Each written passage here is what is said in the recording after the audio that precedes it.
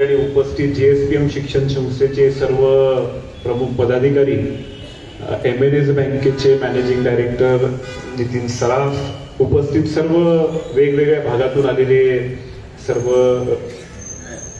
ज्येष्ठ मंडळी, उपस्थित सर्व बंधू भगिनी, सर्वांनाच मनापासून नमस्कार.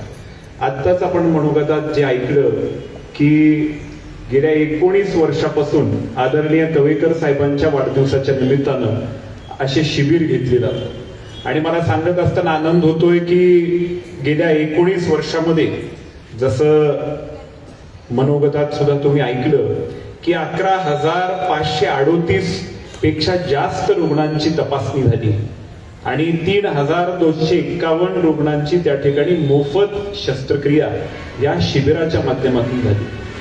आणि आपण अनेकदा भाषणात ऐकलं असेल की राजकारणात लोक काम करतात आणि राजकारणाला राजकारण म्हणून नव्हे तर राजकारणात एक समाजसेवेचा प्लॅटफॉर्म म्हणून पाहणारे काही कमी लोक असतात. त्याच्यामध्ये मला वाटते आदरणीय कवेकर साहेबांना आपण त्या पद्धतीचं काम त्यांनी उभं केलं असं म्हटलं तर चुकीचं ठरणार. कारण 19 वर्षापासून सातत्याने ही सेवा चालू आहे. राजकारणात काम करत असताना मताच्या पोटी किंवा राजकीय गणित घालत असताना आपण अनेक कार्यक्रम घेतो. एखादा कार्यक्रम गेला तर माझा राजकीय वलय वाढवेल, मला काहीतरी फायदा होईल, अशा पद्धतीने गणित घालवत राजकारणामध्ये काम करणारी पिढी आपण पाहतोय. परंतु 19 वर्षापासून असा एक उपक्रम ज्याच्या माध्यमातून हजारो रुग्णांची सेवा झालेली आहे, मोफत शस्त्रक्रिया झालेली आहे. मला वाटते लातूर जिल्ह्यामध्ये सामाजिक सेवेचं एक उदाहरण म्हणून आपण याला पाहिलं तर चुकीचं ठरणार नाही.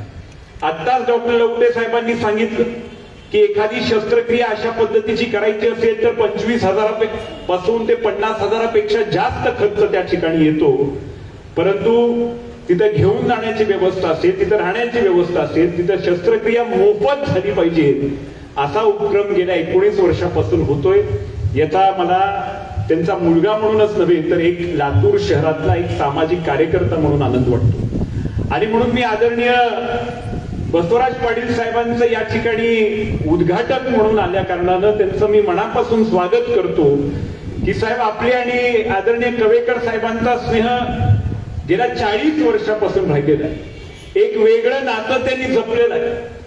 नवीन आता राजकारणात आम्ही काम करत असताना पाहतो की आता तशा पद्धतीचे संबंध, तशा पद्धतीचे मैत्री, तशा पद्धतीचा आदर, तशा पद्धतीचं एक व्यवहार आपल्याला फार कमी प्रमाणात पाहायला मिळतो. आता सगळं ट्रान्झॅक्शनल झालेलं आहे. आता राजकारण सुद्धा व्यवहारिक झालेलं आहे. परंतु तशा पद्धतीचा आधार आपल्या या सगळ्या नातेसंबंधात पाहिल्यानंतर एक युवा कार्यकर्ता म्हणून राजकारणात काम करत असताना किंवा सामाजिक जीवनात काम करत असताना एक आदर्श आहे असं म्हटलं तर चुकीचं ठरणार नाही.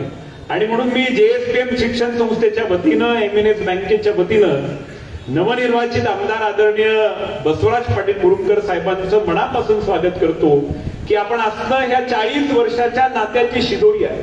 आपण या ठिकाणी उद्घाटक म्हणून असणं हे 40 वर्षाचं जे एक आदरयुक्त असं एक नातं आपण जपलेलं आहे, पारिवारिक जे नातं आपण जपलेलं आहे, त्याची शिदोरी घेऊन आपण इथं आपलं आगमन झाले असं म्हटलं तर तिथं ठरणार नाही. मी पुन्हा एकदा जेएसपीएम संस्था आणि एमएनएस बँकेच्या सर्व पदाधिकाऱ्यांचं मी मनापासून अभिनंदन करतो की आपण साहेबांच्या माध्यमातून राजकारणात काम करत असताना समाजसेवाच हेच आपण ब्रीदवाक्य ठेवून काम करण्याचा जो प्रयत्न केलेला आहे. त्याच्यामध्ये सर्वात मोठं सहकार्य जर कोणाचं असेल तर संस्थेच्या प्रत्येक पदाधिकाऱ्याचं. जीव ओतून प्रत्येक वाढदिवसाला हा उपक्रम घेणं, त्याला यशस्वीपणे पार पाडणं, रुग्णांना तिथपर्यंतच नाही तर घरापर्यंत पोहोचूपर्यंत आणि त्यांना आपला एक चष्मा हातात येऊपर्यंत त्या ठिकाणी काम करणं, याला चिकाटी लागते, याला तळमळ लागते. शेवटच्या माणसापर्यंत फायदा पोहोचवण्याची वृत्ती, मानसिकता लागते. ती मानसिकता ठेवून काम करणाऱ्या त्या प्रत्येक पदाधिकाऱ्याचं मी मनापासून अभिनंदन करतो. या कार्यक्रमाच्या निमित्तानं मी विशेष अभिनंदन आमचे मारुती सूर्यवंशी सरांचं करतो.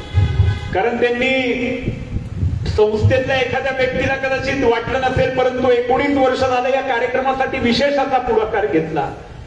पळापळ असते, तळमळ असते आणि म्हणून हे चित्र आज आपण एवढ्या मोठ्या संख्येनं शस्त्रक्रिया झालेलं पाहतो. त्यांचं मी विशेष अभिनंदन करतो. मी पुन्हा एकदा आदरणीय बसवराज पाटील साहेबांचं संस्थेच्या वतीनं स्वागत करतो. आणि हा जो समाजसेवेचा अविरत असा जी प्रवास आदरणीय साहेबांच्या वाढदिवसालाच नव्हे तर संस्थेच्या माध्यमातून आणि राजकारणाला राजकारण न बघता समाजकारणाच्या माध्यमातून जो घेतलेला आहे तो अविरतपणे एमएनएस बँक आणि संस्था हा सातत्याने त्या ठिकाणी ठेवेल असा विश्वास आणि आपल्याला सगळ्यांना त्या ठिकाणी वचन देतो. मी पुन्हा एकदा सर्वांचंच मनपूर्वक स्वागत करतो आणि थांबतो. जय हिंद, जय भारत.